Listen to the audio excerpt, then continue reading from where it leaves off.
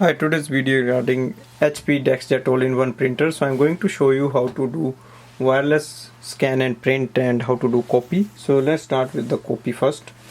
And so now the first thing is to open the first thing is to download the HP Smart app from App Store.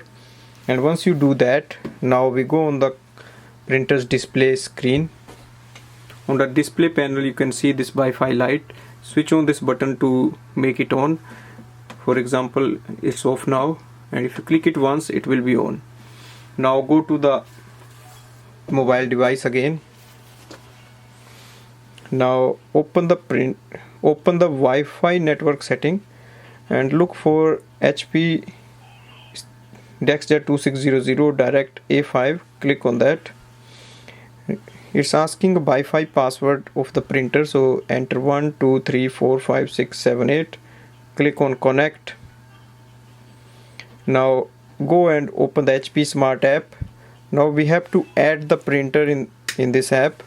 For that, click on the plus button on the top of the screen and it will display the Wi-Fi direct printers. So click on 2600. You will see it has added the printer on the screen. Now we are ready to do wireless scanning and printing. So first I'll start with the copy. To do a copy, open the top scanner page. Now place the page here you want to copy facing downwards. Close the lid and click on black or color copy once and wait for the print to come out. Now I will show you how to do the wireless printing.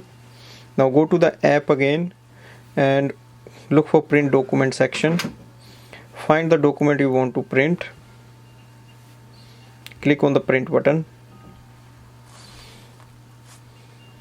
Now select the page range if you want or number of copies you want. You can just select yourself. Click on print icon and wait for the print to come out.